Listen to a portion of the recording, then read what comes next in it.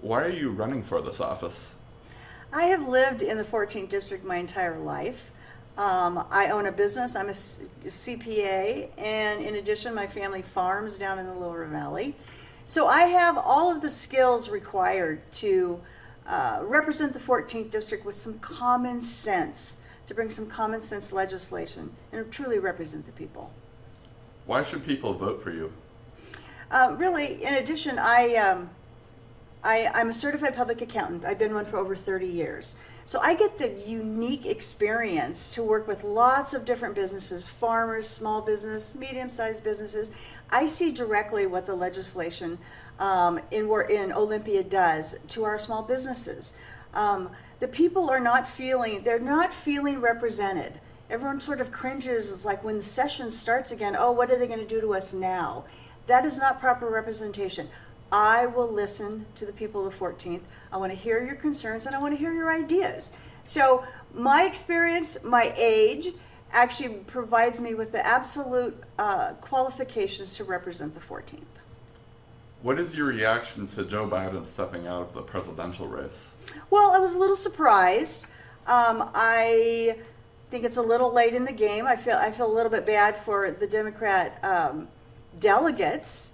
A normal primary process starts from the grassroots with you're in your community and you're voting, and it sounds like they're going to get skipped over in who their choice is. So I was a little surprised, but we'll just have to see how it goes. How will you unify the people and the voters inside of your district? So, as I said before, I've lived in the 14th my entire life. I have very involved in my community was Wapato, whether it started at school or economic development, Chamber of Commerce, Lions Club. So I already have friends all across the board in the Lower Yakima Valley that we're not as divided in the Yakima Valley as perhaps the national division of our politics are. I'm going to listen to them. They want to be heard. I'll always take the phone call. What are the three biggest issues that you think voters in your district face? So they're very concerned about the cost of living. We are ag-based and pretty much a lower income district. So when the gasoline goes up because of the cap and trade by 50 cents a gallon, that's really huge for all of us. So I think cost of living is going to be whatever we can do at the legislative level to relieve that we need to do. Affordable housing. Talking about affordable housing, the legislation has put forward mandates on new construction that increases the cost of a home by, from $6,000 to $10,000 to $15,000.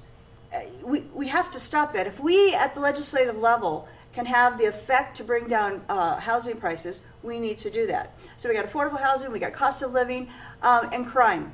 Crime. We want people held accountable for their crime. This fentanyl and the drug abuse. Our approach to homelessness has been ineffective. It needs to be mandatory long-term treatment if we truly are compassionate and want to help the people. So all of those things are very much concerning to the people in the 14th district. If elected, what do you hope to accomplish during your term? I was thinking of this on the way in. I want to hold that we have no new taxes against our people. Our people are taxed out.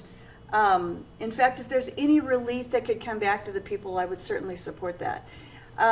Parents' rights. I want to stand strong for parents' rights. That passed in the last legislative session. Our children do not belong to the state. I want to support parents and their right to raise their children as they want. And then, of course, crime and supporting our police and firefighters. Absolutely. Those would be the things I would stand strong on. Will you accept the results of this election? Of course, yes. And will you support the winner if you do not end up winning this election, either in the primary or in the general? Absolutely. I worked with our legislature when I was in the 15th before, and now I'm in the 14th. So yes, most definitely, we need to work together as a community.